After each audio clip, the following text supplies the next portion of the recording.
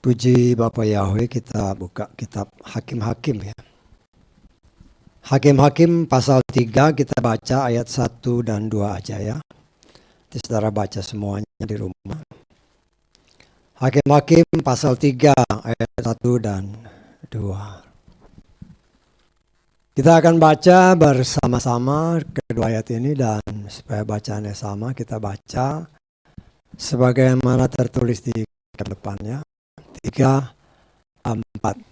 Dan inilah bangsa-bangsa yang dibiarkan Yahweh tinggal untuk membuktikan orang Israel dengan perantara mereka, yaitu semua orang Israel yang tidak mengenal perang Kanaan.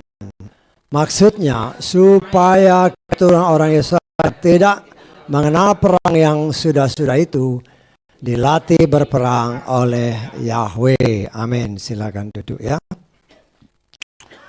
Haleluya. Saya baca dari terjemahan Lugas ya.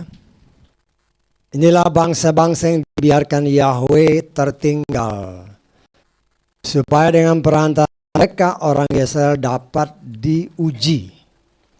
Yakni orang-orang Israel yang tidak pernah mengenal semua peperangan melawan Kanaan.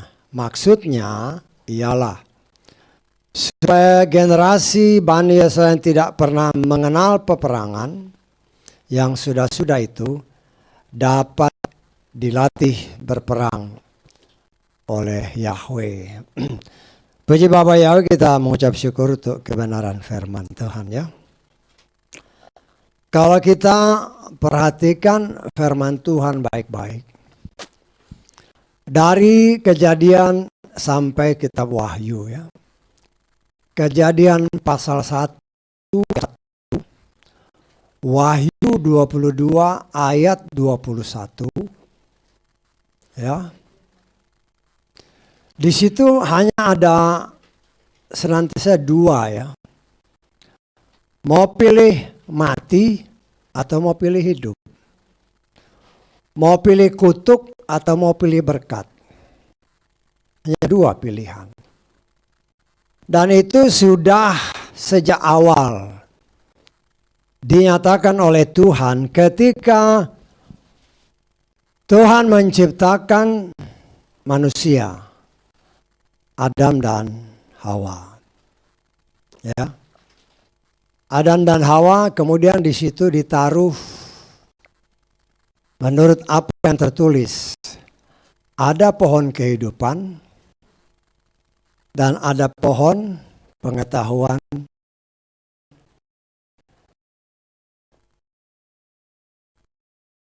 baik dan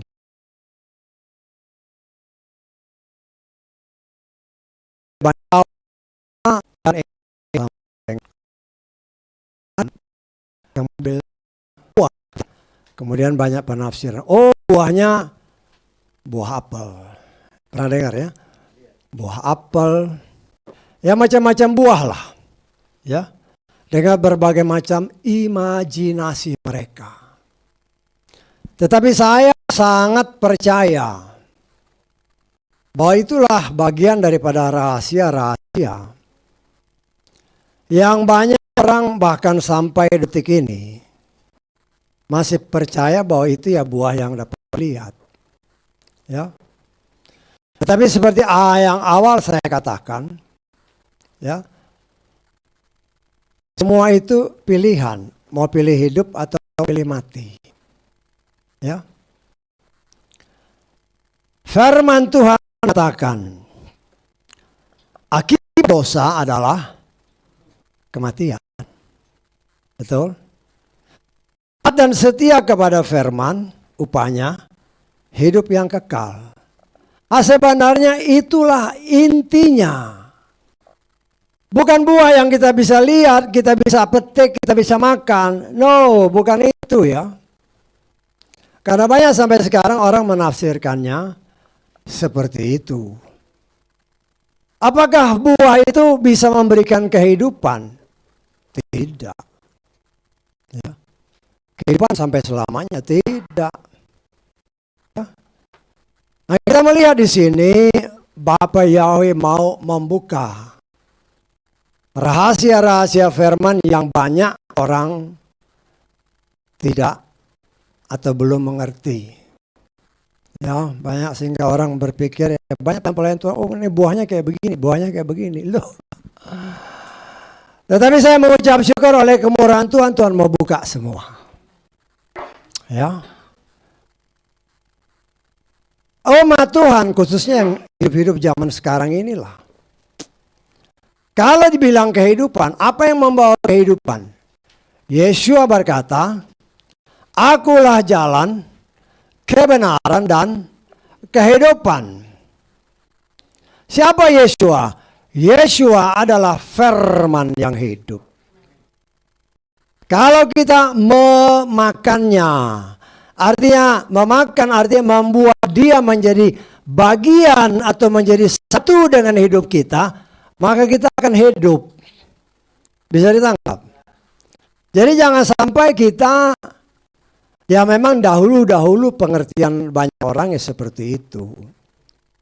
Tapi saya percaya Yesua berkata tidak ada sesuatu yang tertutup yang tidak akan dibuka. Semua akan dibuka. Dan kita mengucap syukur Tuhan mulai buka dan buka. Ya. Dan seperti yang tadi saya katakan, sejak awal Tuhan sudah memberikan kepada manusia hak untuk memilih. Mau memilih kehidupan atau memilih kematian. Memilih kehidupan berarti engkau harus memilih pohon kehidupan. Siapa pohon kehidupan? Ya Yesua, ya Bapa Yahweh itu sendiri. Tetapi kita melihat manusia, ya, setan berusaha untuk supaya manusia memilih dia dengan janji-janji gombalnya, supaya kamu menjadi seperti dia. Tidak bilang seperti Yahweh, tetapi seperti Elohim. Kenapa? Karena nama itu nama yang kudus, yang tidak boleh siapapun mengucapkannya kalau dia belum dibenarkan oleh Bapa Yahweh. Ya. Dan dia tahu itu, karena itu dia tidak berani memanggil nama Yahweh. Karena itu berulang kali saya katakan dari tempat ini, ya, dari mimbar ini, ya, bahwa di dalam nama Yesua itu ada nama Yahweh. Karena itu setan berusaha menghilangkan nama ini, diganti dengan nama yang lain dengan berbagai macam teori-teori yang dia berikan kepada manusia. Kenapa tidak panggil nama yang dari sorga? Karena begini. Padahal Yesua sendiri sudah berkata dan berkali-kali kita dengar, aku datang dalam nama Bapakku. Nah, itu harus kita ingat. Hanya dalam nama Yesua ada nama Bapa. Dan apa yang tertulis di sini, ya,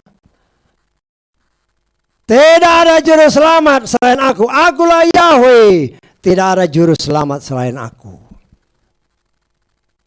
Dari sejak kejadian pertama ayat 1. Wahyu pasal 22 ayat 21. Tidak ada perubahan. Tidak ada perubahan. Karena memang di dalam nama Yesua ada nama Yahweh yang menyelamatkan. Silakan, ya. Jadi jangan sampai tertipu dengan filsafat palsu dengan namanya begini. Tidak. Saya mengajarkan kepada saudara harus apa yang tertulis. Kalau Yesua sendiri berbicara, aku datang dalam nama Bapakku, ya carilah nama Bapak di mana. Kita sudah dibeberkan sejak awal. Bapa Yahweh sudah menyatakan bahwa dialah Bapa kita yang namanya Yahweh. Nah, kita mengucap syukur apabila melalui mimbar di tempat ini. Mungkin banyak orang yang di luar sana berdoa setiap at least 1 minggu sekali mungkin. Bapak kami di sorga. Kalau kau tanya siapa bapakmu yang kau panggil dalam doa itu, macam-macam jawabannya. Kenapa? Karena mereka tidak mengenal siapa bapaknya. Tetapi saudara dan saya sudah mengenal dia. Kita sudah dibuka. Nah, jangan lari dari itu. Ya, jangan lari dari itu. Ya, nah, kita melihat yang dimakan sama Hawa itu kan buah, bukan pohonnya. Bapa Yahweh berfirman, itulah Yeshua. Bapa Yahweh adalah pokok anggurnya. Yeshua, buah-buah firman yang terlihat. Kalau kita makan buah itu, kita akan hidup. Bisa ditangkap? Jadi jangan sampai salah kita menerjemahkan. Ya. Nah, kita sudah dibuka di sini karena banyak orang kan yang makan yang menafsirkan macam-macam. Oh, si Hawa itu makan. Oh, saya pernah dengar mereka makan kayak buah apel. Lucu sekali. Ya. Nah, kita harus lihat. Kalau dia makan buah, kenapa bukan mulutnya yang dikutuk? Atau mulutnya yang dipukul sama Tuhan. Tetapi bagian lain daripada tubuhnya. Dan kita sudah dibuka apa maksudnya. Nah, saudaraku yang dikasihi oleh Bapa Yahweh. Kalau kita melihat dengan firman tadi dan apa yang dibuka melalui kenapa saya mulai dengan Adam dan Hawa.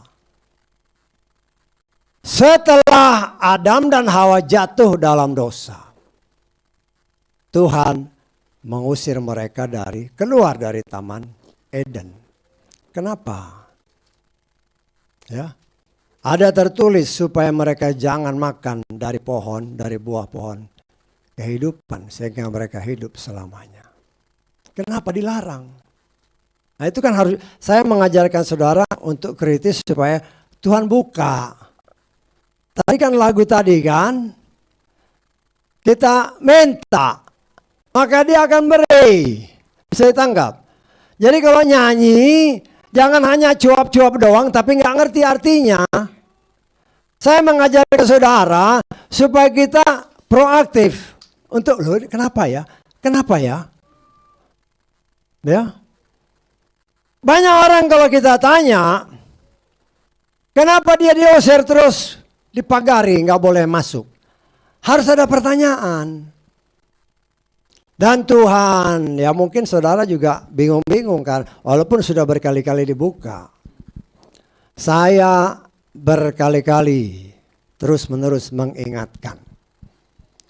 Ketika Hawa dan Adam melanggar firman Tuhan, upah dosa adalah maut. Dan kita tahu dalam Kejadian pasal 3, tidak ada sepatah kata pun yang keluar dari Hawa dan Adam. Bapa Yahweh, ampuni saya. Dan ayatnya. Bisa ditangkap? Tidak ada satu ayat pun yang menyatakan mereka menyesal dan bertobat. Malah setelah berbuat dosa, justru tambah jahat. Nuduh Tuhan. Kamu si Bapa Yahweh yang ngasih si Hawa. Makanya saya jatuh dalam dosa. Bisa ditangkap? Itu menuduh Bapa Yahweh. Bisa ditangkap gak? Kalau disimak baik-baik kan dia ngomong. Gara-gara perempuan ini. Artinya Bapa Yahweh sih ngasih perempuan ini. Makanya saya jatuh dalam dosa. Itu kan nuduh. Dan itulah karakter yang diturunkan dari leluhur kita sampai saat ini. Sudah jatuh dalam dosa, bukan mengaku dosa, nuduh. Itulah karakter. Karena tidak ada penyesalan, makanya mereka diusir. Dan Tuhan mengajarkan kepada saudara dan saya. Tuhan mengerti kita ini bisa seringkali jatuh dalam dosa. Tetapi ada tertulis, ketika kita jatuh dalam dosa, minta ampun. Nah, itu yang Tuhan mau ajar. Itu yang Tuhan mau ajar bagi saudara dan saya. Apapun dosa yang kita perbuat, artinya kita melakukan sesuatu yang tidak sesuai kehendak Tuhan, melanggar firman. Hawa kan melanggar firman. Dia makan itu melanggar firman. Akibat pelanggaran, ya maut. Ya. Nah, saudaraku yang dikasihi oleh Bapak Yahweh. Nah, kita ingat ya dalam masa-masa sekarang.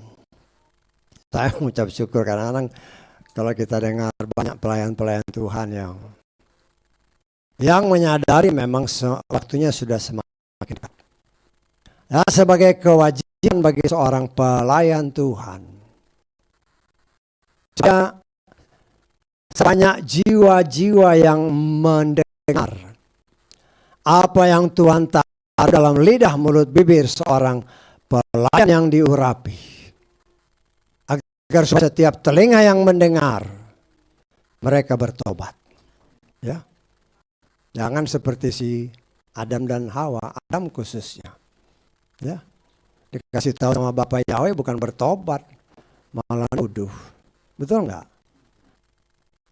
Betul nggak dia nuduh? Kamu sih ngasih, ya istilah kasarnya kamu sih ngasih si Hawa.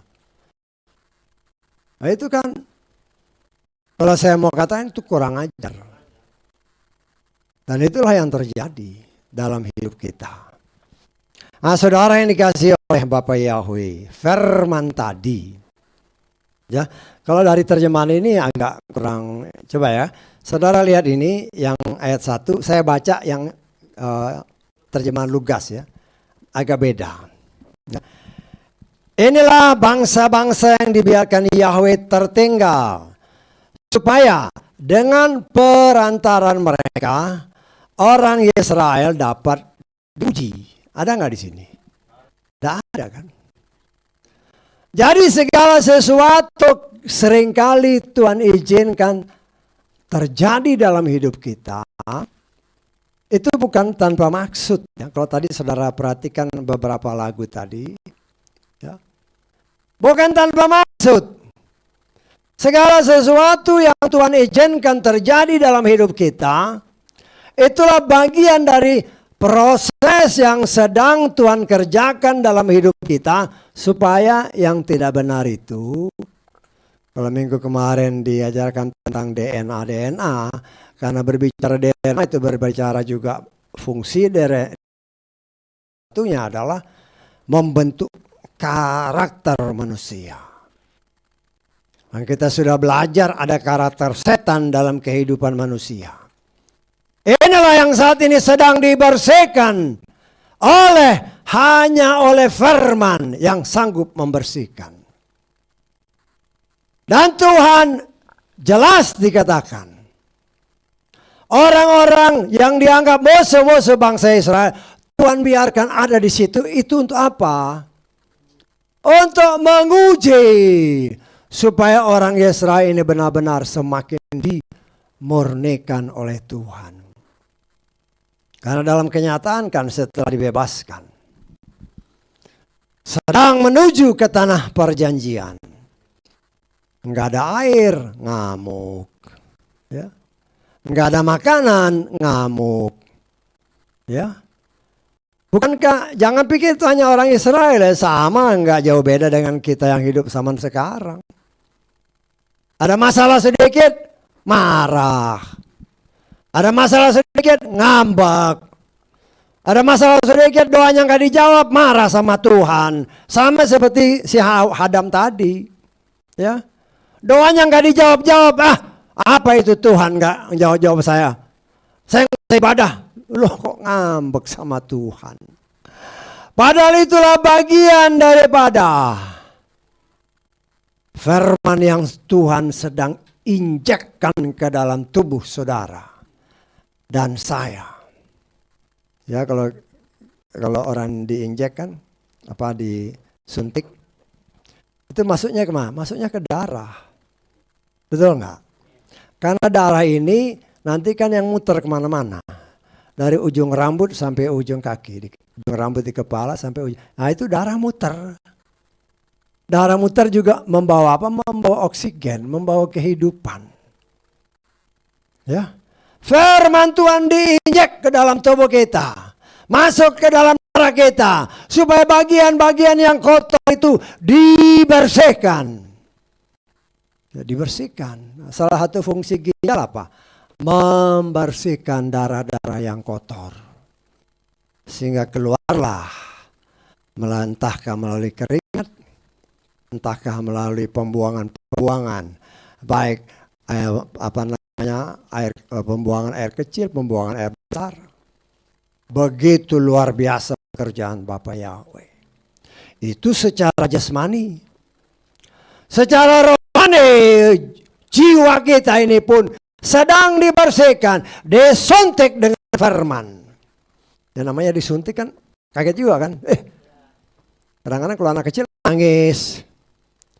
Ya, kadang-kadang kita ditegur oleh firman Tuhan, kaget juga. Tetapi apa yang disuntikkan yaitu firman itu. Itulah yang akan membersihkan darah saudara dan saya. Sedang dibersihkan selama jangka waktu yang masih ada. Ya. Selama kita masih hidup di muka bumi ini masih ada kesempatan. Kalau sudah mati ya darahnya nggak jalan. Ya. Selama kita masih hidup kan darahnya masih muter-muter. Karena itu disuntik supaya darahnya dimurnikan. Dibersihkan dari semua kotoran-kotoran. Supaya kita benar-benar murni di hadapan Bapa Yahweh.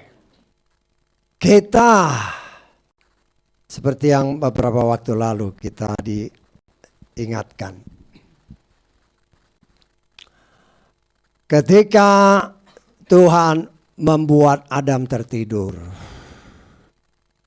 Kemudian Tuhan mengambil tulang rusuk si Adam. Kemudian dibentuk menjadi Hawa. Saya berani menafsirkan bahwa darah mereka sama. Ya. DNA-nya pun sama. Karena sama kan dari satu sumber. Betul? Itu secara logika bisa diterima. Tetapi campur tangan setan, dia injek DNA-nya.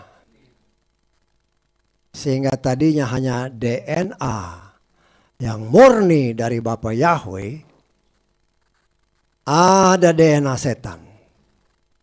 Kenyataannya sekarang kan, darahnya bukan satu lagi. Ada A, ada B, ada AB, ada O, dan ada darah-darah yang khusus. Nah, itulah yang sedang Tuhan injek supaya kembali darahnya darah Yeshua. Berbicara darah, berbicara jiwa. Karena itu kalau saudara perhatikan doa-doa yang seringkali diucapkan dari atas mimbar ini. Supaya jiwa yang rusak karena dosa. Oleh firman Tuhan yang adalah pribadi Yeshua sendiri. Jiwa yang rusak itu diganti oleh jiwa Yeshua HaMashiach. Sehingga kita memiliki pikiran, perasaan, kehendak Yeshua HaMashiach. Karena jiwanya sudah jiwa Yeshua. Nah, saudara harusnya tanya, kenapa? Ya, saya melatih saudara seperti itu karena itu yang saya lakukan ya. Artinya saya dengan Bapa dengan firman itu ada komunikasi. Kenapa? Kenapa Tuhan murnikan supaya saya memiliki jiwa Adonai Yeshua Mashiach? Ada tertulis. Kita akan memerintah bersama Dia. Sehingga apabila kita memerintah bersama dengan Dia, bukan lagi pikiran kita, bukan lagi perasaan kita. Oh, tetapi semua jiwa Adonai Yeshua Mashiach, itulah yang memerintah melalui kita. Karena kita sudah mempunyai jiwa yang sama dengan Dia. Bisa ditangkap maksud saya? Ya. Tetapi kadang-kadang orang berpikir, oh macam-macam, rumit. Akhirnya ya bingung sendiri. Ya. Karena banyak orang, oh buahnya kayak begini. Emangnya kamu makan buah yang diciptakan itu, kamu bisa hidup seumur hidup? Gak ada ayatnya. Yang bisa membuat kita hidup hanya firman Tuhan. Tidak ada yang lain. Nah, kalau mungkin selama ini saudara berpikir oh, ada buah-buah. Buah itu adalah hasil akhir. Bisa ditangkap. Itulah yang harus kita makan. Hasil akhir artinya Bapa Yahweh berfirman. Firman itu adalah hasil akhirnya. Itu yang harus kita makan. Setan berfirman. Itu yang dicaplok sama si Hawa. Akhirnya timbul jiwa setan di sana. Yang mengalir sampai ke kita. Nah itulah yang Tuhan sedang bersihkan. Karena itu sebagaimana ayat tadi. Kita mungkin bukan mempunyai musuh-musuh seperti bangsa Israel ini. Tapi musuh-musuh di sekeliling kita. Bahkan di dalam kita. Di dalam ini yang lebih bahaya. Musuh dalam selimut itu kita nggak ngerti. Ya. Kalau musuh di luar kita bisa lihat. Oh ini musuh kita bisa lihat. Tapi musuh di dalam. Ini. Yang tidak kita lihat. Tetapi Tuhan melihat semua itu. Dia sedang bereskan. Karena Dia mau saudara dan saya selamat ya. Kenapa? Karena kita ini anak-anak Bapa Yahweh. Kita ini anak-anak Bapa Yahweh. Ketika kita sudah menerima Dia sebagai Tuhan dan Juru Selamat kita. Dan kita mau diperbaharui hidup kita. Tubuh kita yang tadinya tercemar dibersihkan melalui baptisan di dalam air supaya dimandikan, dibersihin semua. Ya kalau saudara badan kotor, tangan kotor, mungkin kita bersihkan dengan minyak ya. Kalau memang lemperan karena bersihin dengan minyak kan. Tetapi pada akhirnya kan kau pasti pakai air. Betul nggak? Pasti pakai air. Berbicara air itulah firman. Tubuh kita dibersihkan seutuhnya oleh firman. Roh dan jiwa kita dibersihkan. Jiwa ini oleh firman. Roh ini dianugerahkan bagi kita. Rohnya Bapa Yahweh yang minggu lalu kita peringati. Sebagai hari pencurahan Roh Kudus. Komplit tubuh, roh dan jiwa kita. Sehingga sebagaimana tertulis dalam 1 Tesalonika 5. Kita lihat ya ayat ke 23.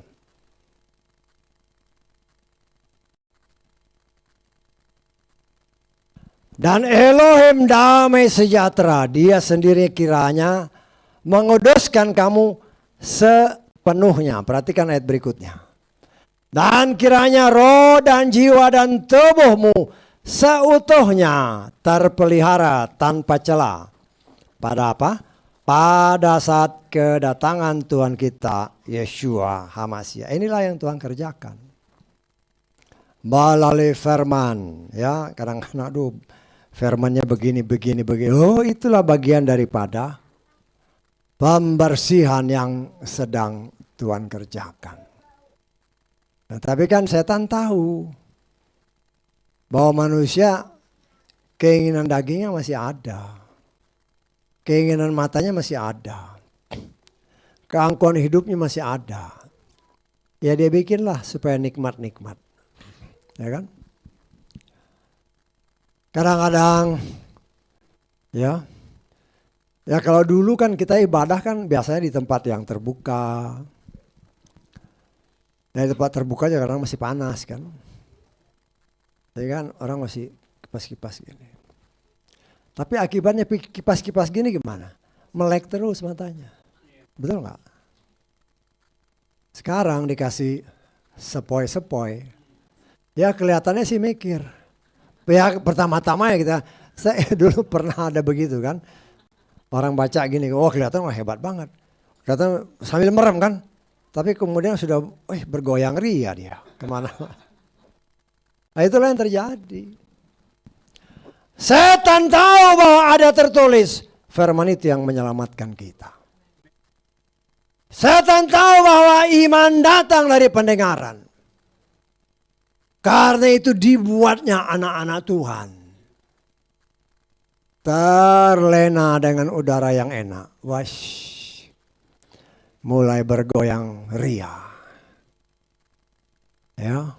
Nah, kalau kayak gitu gimana? Bagaimana imannya mau ditambah? Tidak bisa. Kita diajar supaya iman kita itu terus bertumbuh, bertumbuh dan pada saatnya sempurna. Sempurna sama sempurna ketemu di udara. Ya, kita akan bertemu dengan Yeshua. Pilihan Tuhan sedang dicari, kita sudah pelajari dalam umat pilihan. Abraham menyuruh utusannya, Eliezer, pergi cari jodoh untuk anakku. Dan terpilihlah Ribka. Dan pada waktu yang ditetapkan, Ribka dibawa oleh Eliezer ke tempat tuannya Abraham untuk bisa bertemu dengan Yitzhak. Dalam perjalanan dan Yitzhak, ya kalau dalam terjemahan kita agak kurang bagus ya. Tapi dalam terjemahan aslinya dikatakan bahwa Yitzhak bukan hanya jalan-jalan, tapi dia sedang bermeditasi. Keluar dari rumah dia bermeditasi. Ketika dia keluar dari rumah, Ribka datang. Bertemu di jalan. Bisa ditangkap. Itulah gambaran Yeshua dengan gerejanya. Gerejanya sedang terus-menerus melalui Eliezer, melalui malaikat-malaikat, melalui utusan-utusan Tuhan berjalan ke sekeliling untuk mewartakan janji-janji. Kan Eliezer datang dia bawa hadiah-hadiah. Eliezer datang, dia ceritain, itu Abraham orang yang kaya raya, hebat, luar biasa. Dan Yitzhak itu akan menjadi pewaris tunggal. Juga pelayan-pelayan Tuhan juga memberitakan yang sama. Nah juga dari tempat ini ada janji kehidupan kekal di sana. Yang pasti diberikan kepada orang yang sudah dipilih. Tetapi ingat, ya, keputusan tetap tergantung dari orang-orang yang dipilih. Kan Eliezer nanya sama si Ribka kan. Waktu saudara-saudaranya mau tahan, Eliezer maunya cepat. Ya itu gambaran daripada, kita sudah belajarin tapi ya udah lama kita ulangi lagi. Ya. Eliezer mau dapat langsung cepat dibawa. Jangan tunggu. Ya. Tetapi kita melihat orang-orang dunia, ya saudara-saudaranya si Ribka maunya nahan-nahan dulu. Akhirnya ditanya, Ribka kamu mau pergi gak? Mau. Itulah artinya pilih. Mau ikut, mau tinggal. Nah sama dengan saudara dan saya. Mau ikut, mau tinggal. Nah pilihan, itulah bentuk kasih Tuhan bagi saudara dan saya. Tuhan tidak pernah mau paksa. Ya. Tapi kalau kita sudah memilih, aku ikut. Maka kita ikut dalam proses perjalanan. Dengan segala konsekuensinya. Bangsa Israel ikut. Ketika Moshe menawarkan, ayo ada tanah perjanjian. Yang berlimpah susu dan madu. Yang luar biasa hebatnya. Mereka ikut. Tapi tujuan utamanya apa? Karena ada janji. Ya, ada suatu yang luar biasa yang sudah disiapkan. Tetapi kita melihat di sini, Tuhan juga sedang menguji bangsa Israel. Ternyata baru dikasih ujian sedikit demi sedikit, banyak yang gugur, berguguran. Nah, kalau kita mau bandingkan dengan jumlah bangsa Israel, kita hitung laki-lakinya aja, 603.550 orang di luar suku Lewi yang berumur 20 tahun ke atas. Hanya 2 orang yang masuk. Imam-imamnya nggak ada yang masuk. Nggak ada yang masuk ya. Imam-imam yang keluar dari tanah Mesir nggak ada yang masuk, termasuk Moshe. Nggak ada yang masuk. Kenapa? Itulah karena masih ada ikatan-ikatan. Hauslah, laparlah, takutlah. Masih ada daging-daging yang masih timbul dalam hati, dalam kehidupan. Moshe yang begitu luar biasa dipakai Tuhan. Tiba-tiba emosinya juga muncul. Sehingga akhirnya apa? Namanya juga dicoret. Ya, namanya dicoret. Walaupun saya percaya dan mengimani bahwa dia masuk surga.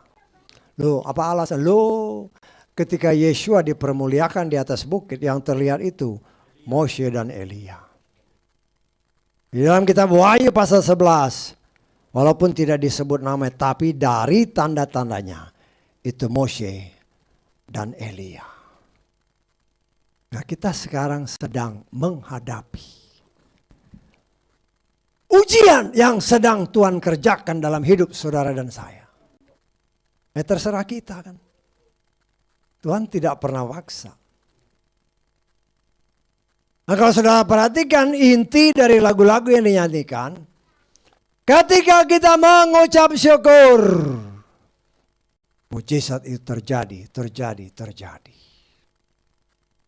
Nah, seringkali kan apa yang dihadapi oleh anak-anak Tuhan ketika ada masalah, pertama yang muncul, gimana sih kok ginian? Yang pertama muncul keluhan. Bukan, Tuhan terima kasih. Apa yang Engkau izinkan terjadi pasti ada maksud-Mu. Itu kita diajar.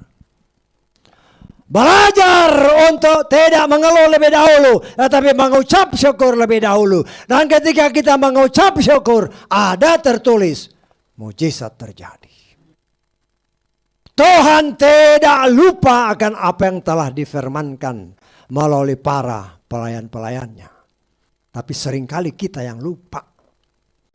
Nah, saya percaya apabila kita mengucap syukur sebagaimana tertulis, Dia akan membuka mata rohani jasmani kita. Sehingga kita melihat apa yang kita lihat ada tertulis. Sesungguhnya Tuhan sudah siapkan jalan keluar. Sesungguhnya Tuhan sudah siapkan bala tentara surgawi di keliling kita. Siap untuk membela, untuk berperang bagi saudara dan saya. Dan membuat kita menjadi pemenang. Tapi seringkali itu tertutup. Karena apa? Udah ngumpat lebih dahulu. udah marah lebih dahulu, udah kesal lebih dahulu. Artinya apa? Melanggar firman Tuhan. Nah, kita belajar. Kita belajar. Namanya orang belajar kan ya mungkin tidak bisa seperti mudahnya membalik tangan. Tapi kita belajar. Oh, tadi ada firman. Masalah datang kan, Tuhan bilang dulu terima kasih Tuhan. Kan jelas dalam hakim-hakim tadi. Tuhan memang sengaja membiarkan musuh-musuh ini untuk apa? Menguji umat Israel. Israel berkali-kali saya katakan. Dasar katanya adalah Yasar dan El. Yasar itu lurus. El itu Elohim. Jalan Tuhan yang lurus. Supaya kita sebagai umat Tuhan benar-benar berjalan dalam jalan Tuhan yang lurus. Dan bukan yang lain. Nah, kita diingatkan. Kita diingatkan. Itu sedang terjadi dalam proses kehidupan kita. Non-Yisrael. Non-Yisrael. Terus bagaimana dengan orang Yisrael? Itu memang bukan urusan kita. Tetapi kita mengimani. Apa yang tertulis. Kita baca sedikit ya. Dalam kitab Wahyu pasal ke-11.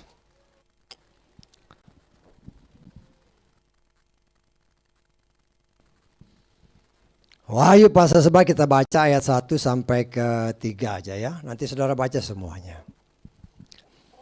Dan kepadaku diberikan sebatang buluh serupa tongkat pengukur. Malaikat itu berdiri sambil berkata, bangunlah dan ukurlah tempat kudus Elohim dan mesbah-mesbahnya dan mereka yang di dalamnya. Namun kecualikanlah halaman sebelah luar tempat kudus. Janganlah mengukurnya. Karena apa? Perhatikan ayat ini ya. Dia telah diberikan kepada bangsa-bangsa. Dan mereka akan apa? Menginjak-injak kota suci itu selama 42 bulan. 42 bulan kalau saudara bagi 12 itu 3,5 tahun. Ya. Kemudian, dan aku akan menetapkan kepada kedua saksiku. Dan mereka akan bernubuat selama 1260 hari dengan mengenakan pakaian kabung. 1260 hari. Kalau saudara bagi itu tetap 3,5 tahun. Ya.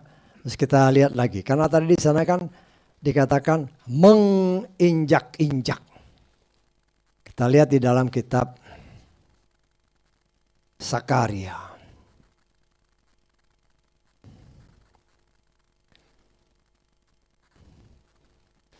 Kita baca mulai ayat 1 sampai kita baca 1 sampai ayat 3. Tapi nanti saudara baca semua. Sebenarnya Sakaria 12 sampai Sakaria 14 ya. Tapi kita baca yang 12 saja. 1 sampai 3. Sakaria ya. Sakaria itu sebelum Maleaki. Pasan firman Yahweh terhadap Israel. Firman Yahweh. Yang membentangkan langit dan yang meletakkan dasar bumi. Dan yang menciptakan roh manusia di dalam dirinya. Lihatlah. Aku yang membuat Yerusalem sebagai cawan yang memusikkan bagi semua bangsa sekelilingnya. Bahkan hal itu pun terjadi atas Yehuda. Lihat ini. Pada saat pengepungan terhadap Yerusalem. Dan terjadi pada hari itu, aku akan membuat Yerusalem batu beban bagi semua bangsa. Semua yang mengangkutnya akan terluka parah. Dan semua bangsa di bumi, perhatikan, akan dikumpulkan melawan dia. Kalau saudara baca sampai pasal ke-14, luar biasa. Itu sudah dinubuatkan oleh Bapa Yahweh. Bahwa bangsa yang pernah menolak Sang Juru Selamat mempunyai akibat. Karena engkau memilih bukan kehidupan tetapi kematian. Nah, inilah akibatnya. Tuhan izinkan bangsa-bangsa seluruh dunia ya mengepung Yerusalem. Dan sebagaimana yang diceritakan sebelum-sebelumnya. Ketika bangsa Israel terpojok. Ketika mereka tidak mampu berbuat apapun. Disitulah dia turun. Ya, kita kutip aja sedikit dari Zakaria 14 ya. Ayat ketiga dan keempat. Nanti saudara baca semuanya. Ya. Zakaria pasal 14 ayat 3 dan 4.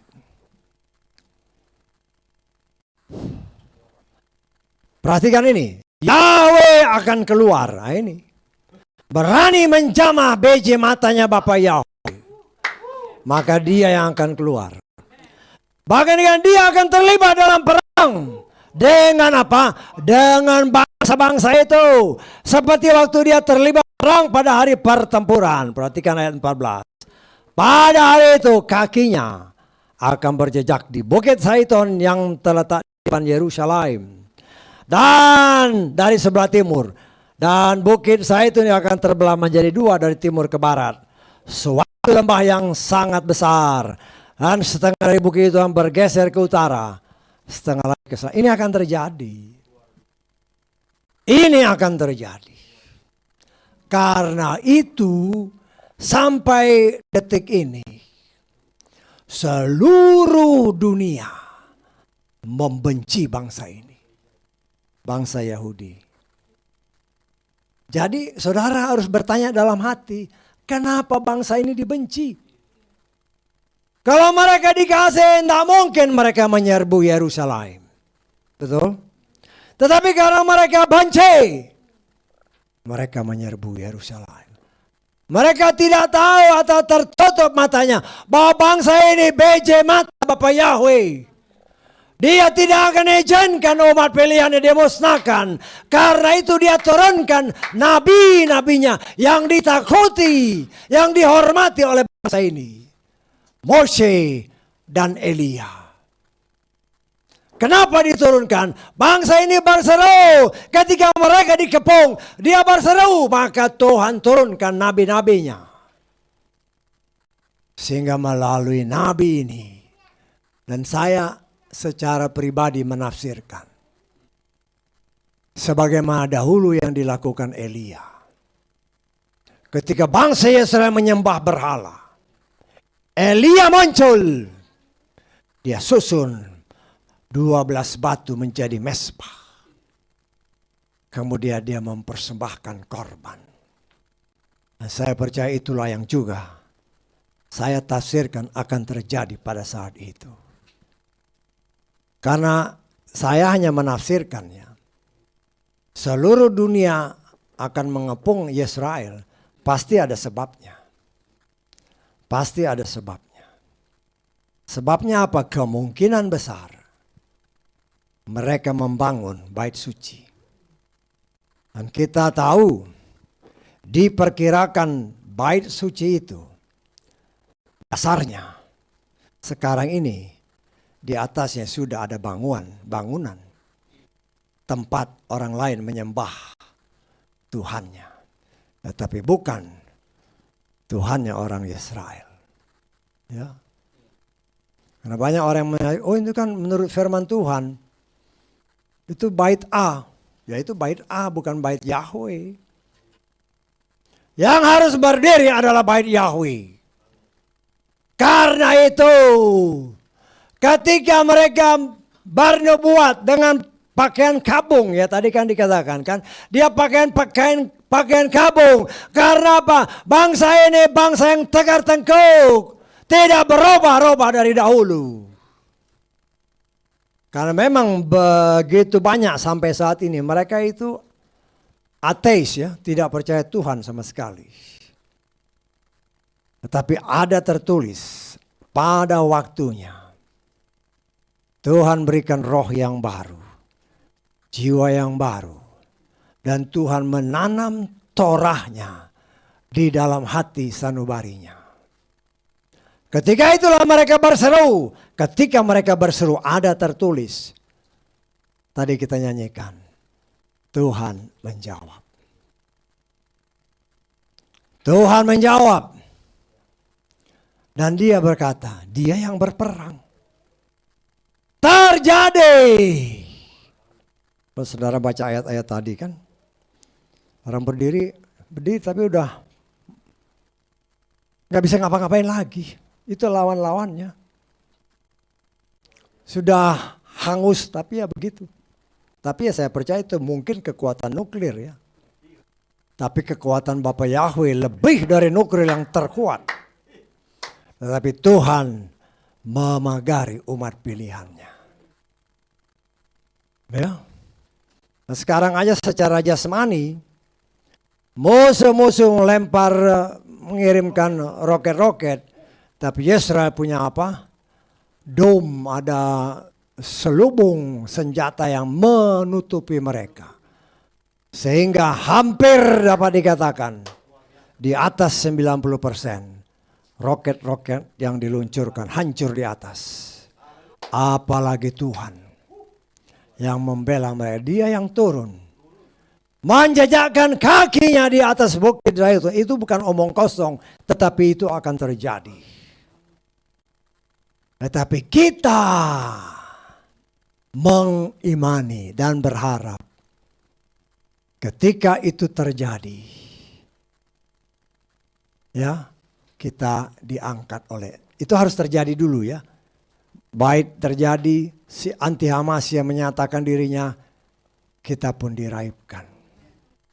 Asal engkau dan saya dia dapati, sesuai Tesalonika tadi, tidak bercacat celah tubuh, roh dan jiwa kita. Nah kita kan yang tahu. Ya. Kita kan kalau kita mau jujur kita koreksi diri sendiri. Seperti Mazmur 139, seperti lagu pertama yang kita nyanyikan. Ujilah aku. Ya. Kan banyak orang ibadah pun tidur. Cuk.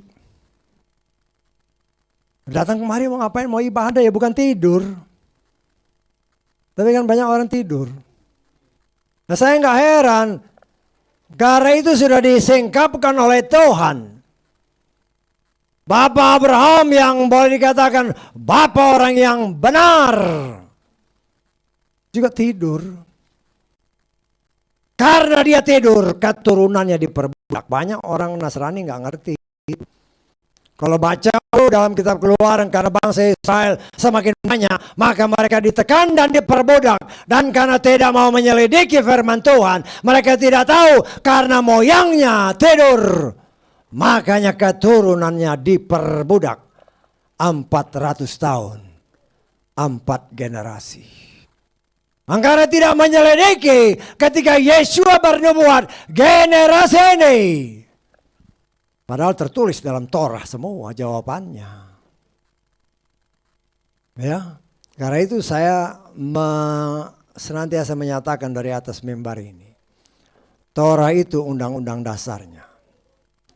Semua apa yang dinubuatkan Yesua, itu sebenarnya jawabannya sudah ada di dalam Torah. Ya, sudah ada dalam Torah. Nah, kita mempraktekkan apa yang tertulis. Nah, kita harus sangat berhati-hati. Beberapa waktu yang pernah saya katakan kepada saudara, beberapa buku yang dimunculkan akhir zaman. Perhatikan ya. Beberapa buku yang dimunculkan di akhir zaman dan kau yang ada di luar sana. Khususnya pelayan-pelayan Tuhan. Nah ini sudah dibuka, tetapi Tuhan ingatkan kembali tentang Yitzhak. Waktu ya dipersembahkan Yitzhak, mereka kira menurut itu Ismail ada. Itu yang harus hati-hati. Itu yang harus berhati-hati. Itu melanggar Torah ya. Ismail nggak ada. Berdasarkan Torah, Ismail nggak ada. Dan kalau ada pelayan Tuhan yang berani menyatakan bahwa Ismail ada, ingat, engkau melanggar Torah, bahkan menambah Torah. Dan definisi Torah, definisi dosa, dosa adalah pelanggaran terhadap Torah. Nah kalau bukan dilanggar lagi, ditambah. Sayangnya banyak orang yang percaya ini bokeh yang baru. Kok definisi dosa nggak dilihat? Nah saya tidak mau saudara tersesat dengan kata-kata seperti itu. Karena terus terang ada yang pernah datang kemari dia ngomong seperti itu. Tapi di sini semakin Tuhan singkapkan, itu bukan saja melanggar Torah, tetapi itu menambah Torah. Dan ada tertulis jangan tambahi dan jangan kurangi. Tidak ada tertulis dalam Torah ketika Yitzhak dipersembahkan, Yismail ada, tidak ada ayatnya. Jangan kau tambah. Ya, kalau ada pelayan Tuhan yang dengar, bertobat kau. Bertobat. Ya, karena engkau melanggar Torah, menambah Torah. Siapapun pelayan Tuhan di luar sana, kalau engkau dengar karena buku yang kau baca, kau berani tambah Torah, hati-hati. Supaya jangan kau sesatkan anak-anak Tuhan. Jangan kau sesatkan. Dan kalau saudara dengar cerita seperti itu, katakan, tanya, ada nggak di Torah? Loh ini buku baru, ada nggak di Torah? Karena definisi dosa adalah pelanggaran terhadap Torah, itu dosa. Tidak ada, jangan ditambah. Dan saya sudah buktikan secara teoritis ya, sudah pernah saya buktikan. Abraham tinggal di sini, Yismail tinggal di sini. Jaraknya sekitar 150 sampai 200 km dengan ukuran peta zaman ini. Dahulu belum ada telepon. Dahulu belum ada jalan. Dahulu belum ada mobil. Yang ada mungkin unta, mungkin kuda lah yang lebih cepat. Tetapi jarak sekian ratus kilometer tidak mungkin ditempuh dalam 1-2 jam. Kan dia harus pulang balik. Kalau 150, katakanlah 150. Walaupun itu sekitar 200. Ya. Kalau 2 jam dia ke sana, 2 jam pun nggak mungkin. Kuda. Berapa kecepatan kuda? 40 km tanpa henti ya. Katakan kalau 150 km jaraknya, jangan kita ambil 200 lah, 150 km. Dia pakai kuda dengan kecepatan 40. Ya, itu pun kita 4 jam. Pola balik kalau dia kuat, kalau dia nggak kuat mati kuda. Dan belum tentu orang itu ketemu langsung dengan Ismail. Dan ketika Abraham dapat berita itu pasti malam hari waktu dia tidur dia dapat penglihatan. Jam berapa memang tidak disebut. Katakanlah jam 10 malam. Sedangkan pagi-pagi dia sudah berangkat. Jadi mustahil kalau utusan Bapak Abraham atau Bapak Abraham mengutus orang ke tempat Yismail. No way. Jangan tertipu. Ya. Karena banyak orang begitu mudah tertipu. Loh ini buku yang baru. Saya sudah mengajarkan kepada saudara.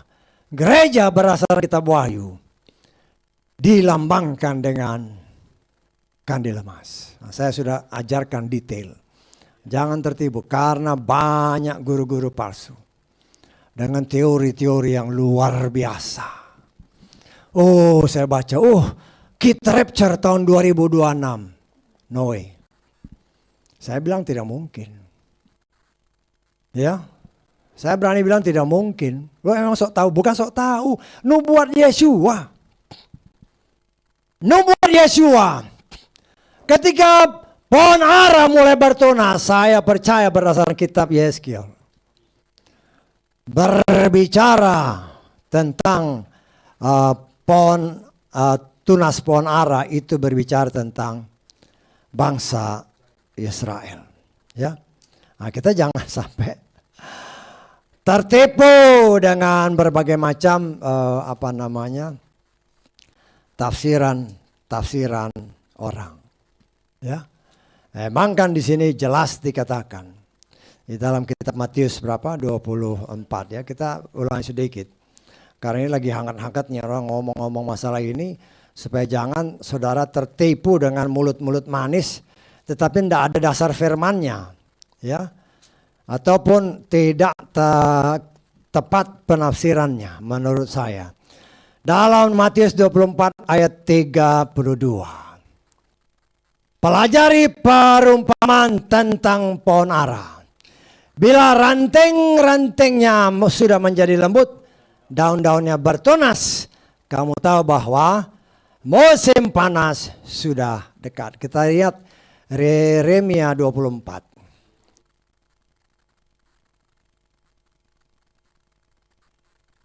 Yeremia 24. Ya. Kita baca ayat 1 aja. Nanti sudah baca semua ya. Yahweh menunjukkan kepadaku dan lihatlah 2 keranjang buah ara yang terletak di depan tempat suci Yahweh setelah Nebukadnezar Raja Babylon mengasingkan Yekonya anak Yoyakim Raja Yehuda dan para peserta dan para penguasa Yehuda beserta para tukang dan pandai besi dari Yerusalem dan membawa mereka ke Babylon. Kalau saudara baca semua, di situ nanti saudara tahu bahwa yang dimaksudkan di sini, kalau lihat judulnya aja, keranjang buah ara. Berbicara buah ara, itu berbicara apa yang tertulis di dalam kitab Matius tadi, pasal keberapa? 24 ayat ke-32. Berbicara pohon ara, berbicara bangsa Israel. Tunas yang mulai muncul. Ketika bangsa Israel muncul, lalu kita sudah diajar melalui kitab Daniel. Berdasarkan perhitungan yang ada. Bangsa Israel muncul tahun 48. Dan banyak orang yang salah di generasi ini. Banyak orang yang salah di generasi. Kan jelas dikatakan di dalam ayat ayat ke-34 ya. Matius ke-24 ini. Matius 24 ayat 34. Saya harus katakan banyak orang yang salah menafsirkan di sini. Dan kita ya berdasarkan apa yang tertulis. Saya nggak berani ngomong karena tertulis semua. Sesungguhnya aku berkata kepadamu, generasi ini, generasi yang timbul pada saat pohon ara bertunas. Ya. Generasi ini sekali-kali tidak akan berlalu sampai semuanya terjadi. Ya, dan banyak orang menafsirkan dari kitab Mazmur 90. Saya katakan itu salah ya. Dan mungkin pelayan-pelayan Tuhan di luar sana kau dengar itu salah. Karena di Mazmur 90 kalau engkau menafsirkan dari situ, itu berbicara umur. Nah, saya sudah katakan kepada saudara, jawabannya ada di Torah.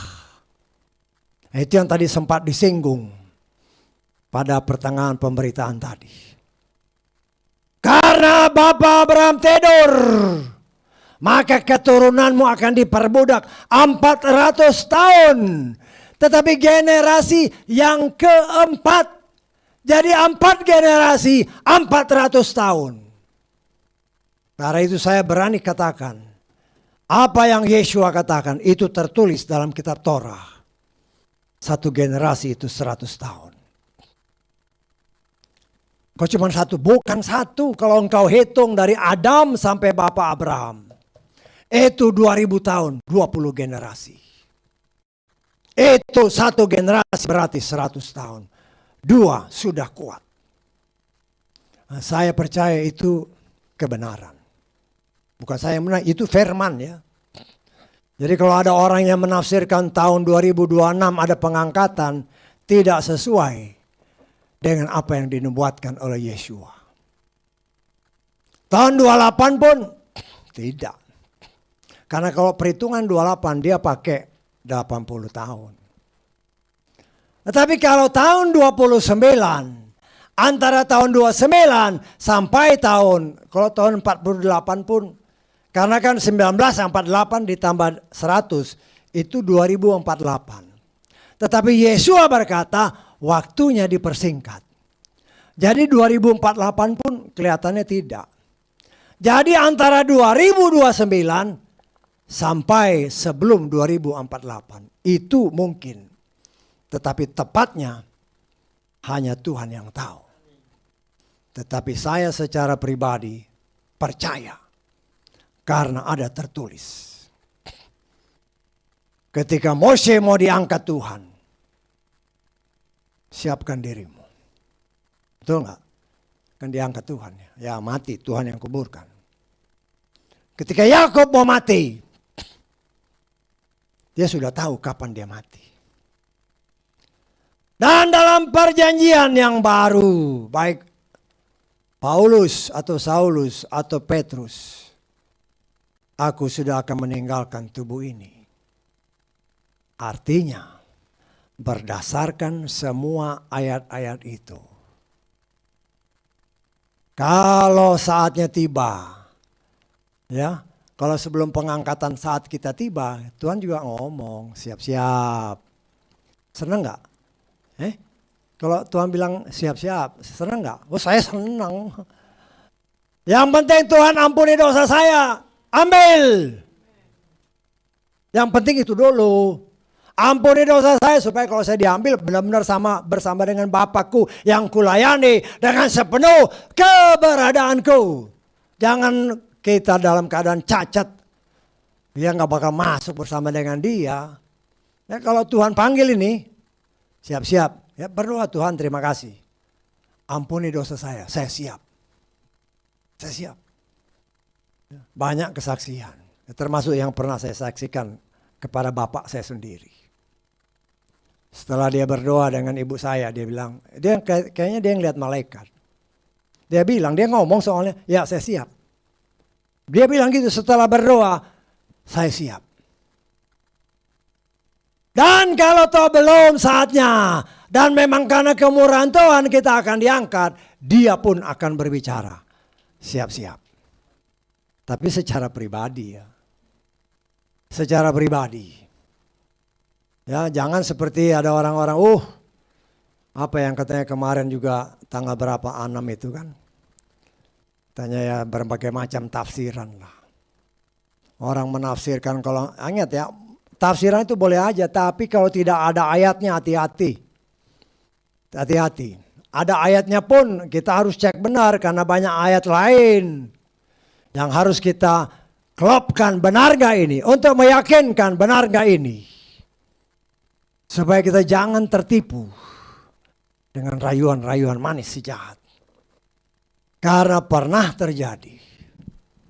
Nah ini saya saksikan karena memang saya tahu. Tanggal 9. Bulan 9. Tahun 99. Jam 9. 9 menit. 9 detik. Tuhan mau angkat. Jemaat kumpul. Gak usah kerja. Ya. Hari itu kumpul. Mungkin kumpul jam 7. Ayo siap-siap kita nyanyi. Loh jam 9. Oh masih 9 menit. Udah 9 nih. Oh mungkin jammu salah. Sampai ganti hari. Baru sadar kau tertipu sama setan. Itu terjadi, saya tahu soalnya. Saya tahu dan saya pernah ada di situ dahulu. Jadi saya tahu persis. Karena ada beberapa jemaat yang masih ada. Mereka pun tahu itu pun terjadi sekarang. Kan ada yang ngomong kemarin tanggal berapa itu? Tanggal 6 kan? Apa yang terjadi? Untuk mengingatkan saudara dan saya, orang yang mungkin ngomong itu pintar sekali, tapi ternyata apa? Pembohong besar yang dipakai setan. Tapi kita lihat itu menguatkan kita. Tidak ada seorang pun yang tahu. Kalau toh tahu, hanya pribadi. Saya tangkap. Jadi jangan kita tertipu. Kalau tahu ya masuk kamar, sudah. Tuhan terserah. Puji dia, puji dia. Tahu-tahu, aku sudah di atas. Rumahku ya terserah mau diapain rumahku. Tidak ada lagi terpikir keinginan untuk memiliki apa yang pernah ada di muka bumi. Ya mungkin ya kita kan boleh nafsir-nafsir. Kita kan nanti memerintah di muka bumi, betul nggak? Sekali-sekali kita ngunjungi kan, ini rumah saya dulu. Bisa aja kan, bisa aja, betul nggak? Saya bukan ngomong bohong, karena kita memerintah di muka bumi ini. Betul nggak? Mungkin kita udah pengen ke Kutub Utara tinggal kita sempurna, udah ada di sana. Oh kayak gini udaranya. Karena manusia-manusia masih tetap ada. Tapi karena waktu itu setan diikat, semuanya kelihatan baik. Nah, kita akan memerintah mereka, tetapi seperti yang tadi dikatakan, bukan lagi jiwa kita, tetapi jiwa Yeshua Masiah. Karena itu apa yang sekarang sedang terjadi dalam hidup kita. Ingat dalam Hakim-Hakim pasal 3. Bangsa Israel, Tuhan sengaja ditaruh musuh-musuhnya. Untuk apa? Untuk menguji mutu iman bangsa ini. Nah, saudara dan saya pun sedang diuji mutu iman kita. Apakah sungguh-sungguh mau diproses oleh Tuhan? Mau dibakar oleh api kebenaran firman. Sehingga emas-emas yang masih kotor itu dibersihkan murni. Sehingga engkau dan saya dimurnikan. Sehingga didapati 99,9% emas murni. Mana yang 0,1 emas? Ya kan sudah berkali-kali saya katakan. Tapi kita ingatkan saudara-saudara yang di luar sana. Kita hanya dimurnikan 99,9%. Kalau saudara nggak percaya, saudara beli logam mulia umpamanya, kan biasa lempengan-lempengan gitu kan. Di situ tertulis logam mulia 99,9. Mana yang 0,1? Elia. Contohnya. Ketika dia diangkat, what? That is yang 0,1 itu. Jubahnya tertinggal. Yang ya namanya kedagingannya sedikit masih ada. Itulah Tuhan yang menyempurnakannya. Karena sekarang dalam proses penyempurnaan yang Tuhan kerjakan. Belajar tidak mengeluh. Jangan melawan apa yang harus kita hadapi. Ingat ya, memang kita tidak lihat malaikat. Tapi ketika masalah datang, ingat baik-baik. Karena itu Elisa mencelikkan mata Gehasi. Gehasi gemetaran. Tuhan itu musuh-musuh. Elisa berdoa, Tuhan buka matanya. Ketika matanya terbuka, bala tentara sorgawi berkemah di sekeliling Elisa. Itu yang harus kita yakini. Kita memang tidak melihat malaikat. Tetapi percayalah, kau dan saya adalah anak Bapa Yahweh. Malaikat sorgawi menjaga kita. Tetapi ada tertulis sebagaimana yang pernah dinyatakan dalam kitab Keluaran 23.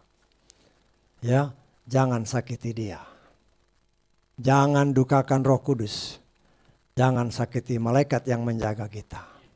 Ya, karena itu mari kita belajar ya. Saya dan saudara sama-sama belajar. Semakin hari semakin banyak koreksi diri dengan firman. Hanya firman yang dapat mengoreksi kita.